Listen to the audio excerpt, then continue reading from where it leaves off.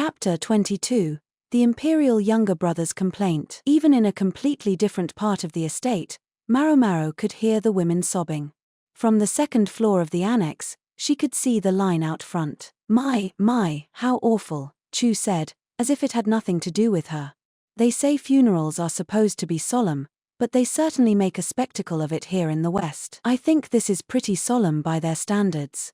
Maomao stepped away from the window and looked at the grasses on the table, a selection of herbs she'd found that grew on the plains. Chu had picked them for her.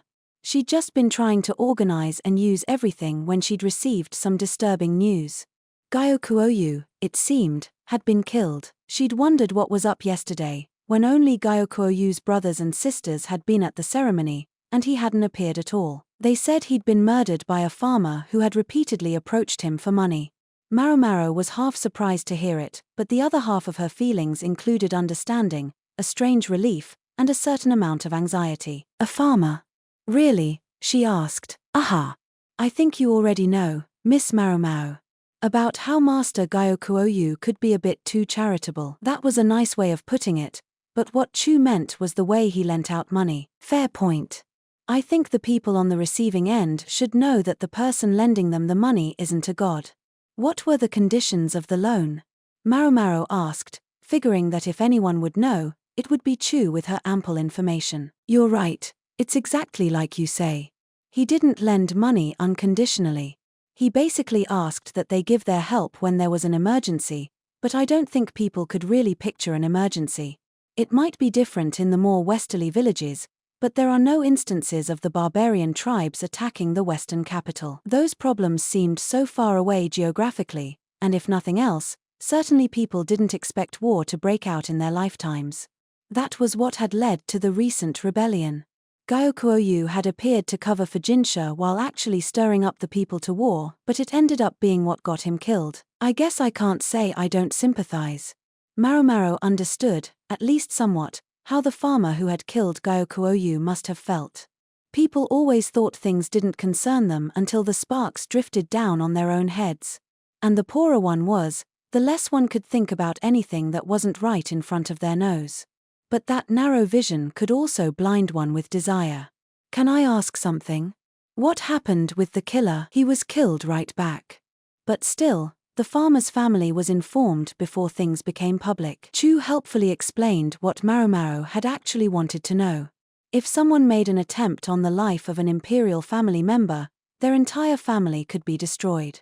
And while Gyokuoyu wasn't a member of the imperial line, he was the older brother of Empress Gyokuyu and son of Gyokuan.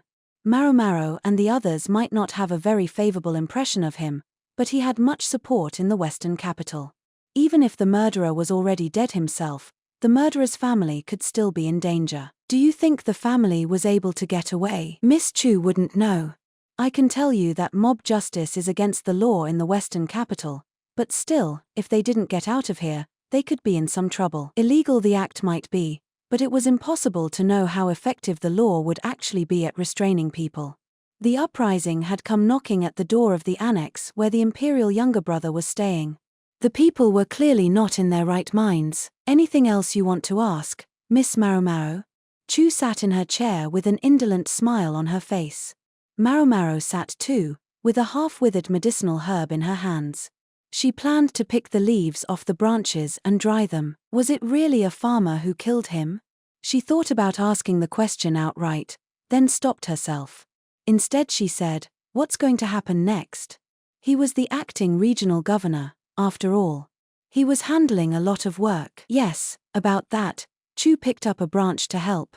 She could be a bit loosey-goosey, but she was also a capable lady-in-waiting, and now she mimicked what Maomao was doing, dexterously plucking leaves off the branch. Last year, well, for about a year by now, I guess Mr. Rikason has been taking care of a lot of the work. It will go with what he was already doing as aide, and with one little exception, there should be no problem at all. Why do I have a feeling that little exception is crucial? Because it is. There's no one to serve as the face of the operation. Bad news, bad news. Maomao understood. But at the same time, she had a question. Given the actual work involved, it makes sense for Mr. Rikason to do it, but he does come from the central region, Chu said. His response to the insect swarm had amply demonstrated his ability to lead, but he wasn't powerful enough to be Gyokuoyu's successor. Master Gyokuen has lots of kids, right? Master Gyokuoyu's younger brothers and sisters. There was that, Dahai, was it? Who runs the port? Maomao ventured. Right. Yes, there's him. Gyokuoyu has 6 younger brothers alone. Not to mention a son of his own, although his brothers and sisters would probably be first in line. Can't one of them do it? Well, the thing is, Chu sounded like she didn't quite want to say. They all have specialized jobs, you see. Specialized jobs? Like what? Like boats, or pottery. Lots of craftsmen in that family. No matter how competent he is, a farmer like Lahan's brother would never be able to rule a nation, right? Maomao tried to imagine Lahan's brother doing desk work instead of tossing a hoe over his shoulder. He could probably manage it, she figured, but he would also be 10 times more effective out in the fields. Not to mention, those who stood at the very top couldn't be merely ordinary. Even the most exceptional could expect to be replaced if they made a single mistake. I'm thinking he could have afforded one more person with good political sense, Maomao said. He probably just didn't want anyone to fight with his eldest son. And if you think about it, it's actually Empress Gyokuyu who rose highest in the world, politically speaking. It sounds like Master Gyokuoyu's son hasn't had much training yet, they figured. Why rush while his father was alive? I guess that makes a certain kind of sense. You couldn't go much higher in the world than forging a marriage connection with the emperor. Gyokuen, a merchant, had succeeded in becoming His Majesty's father-in-law, but that left them back at square one.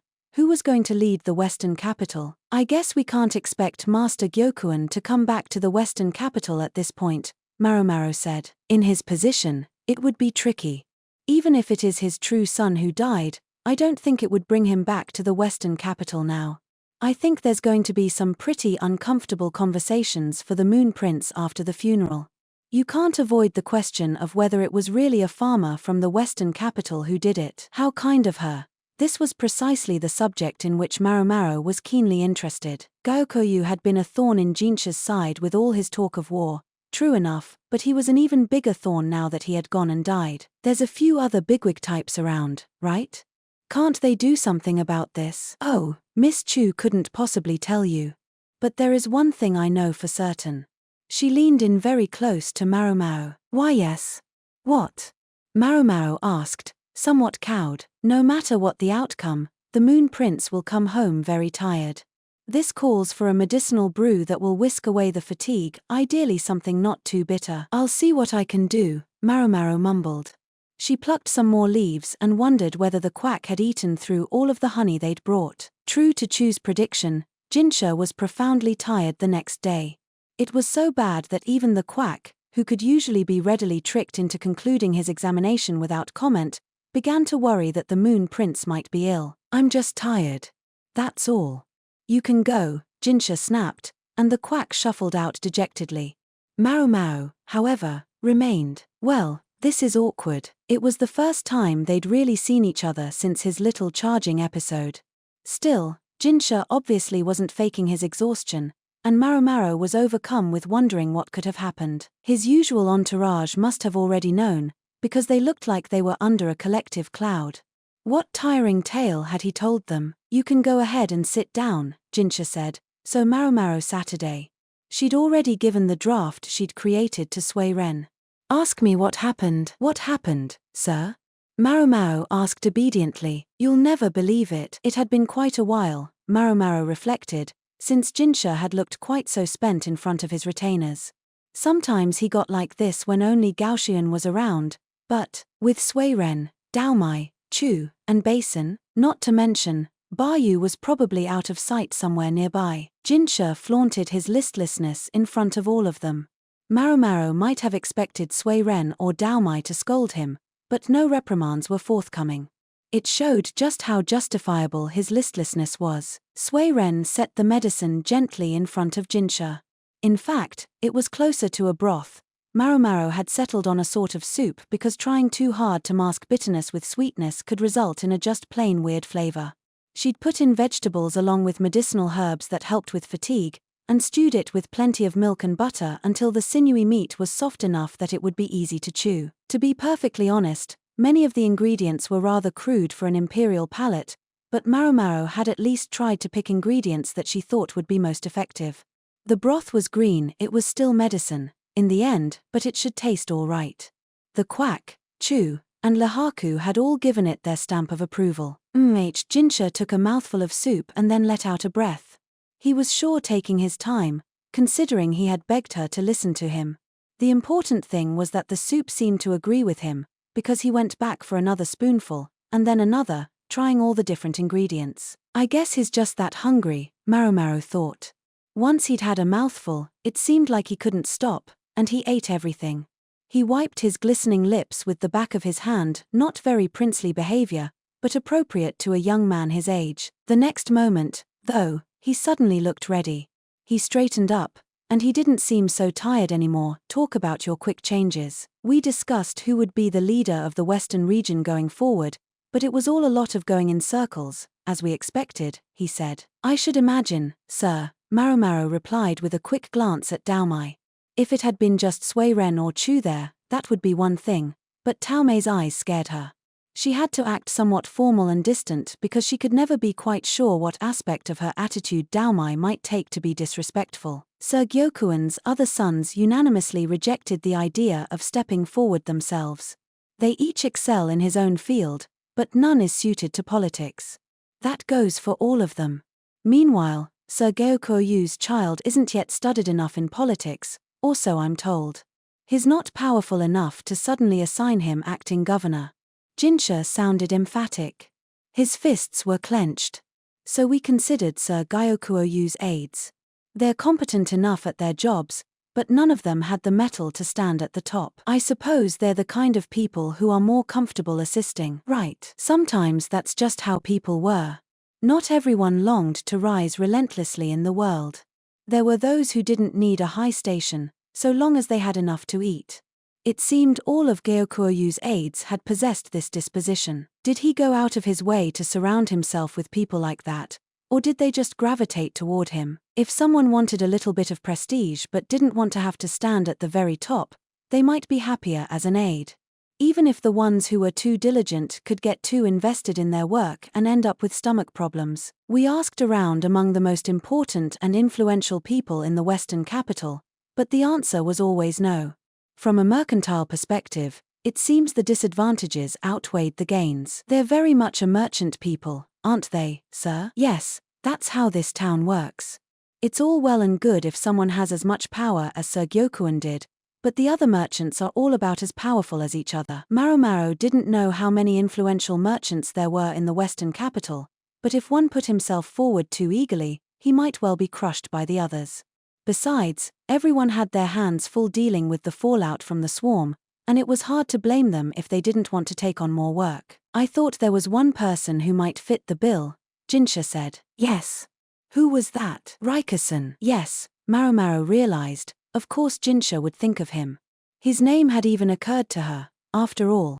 Above all, Chu would certainly have given a full report. You seem oddly accepting of that idea, Jinshi said, looking mildly annoyed. Better get out ahead of this before he remembers the whole marriage proposal business and it turns silly. Sir, when the swarm came, I saw him stay completely calm and take action. Besides, he has the guts to survive as the freak's right-hand man, doesn't he? Objectively speaking, he was highly capable. Yes. Miss Chu agrees with this. Chu said, her hand shooting into the air. A pair of predatory eyes gleamed to one side. Yes, well, he excused himself on the grounds that he had been sent here on behalf of the central government. Figures. Given that Rikusen had come from the central region, it would be best if he didn't stick his neck out too far.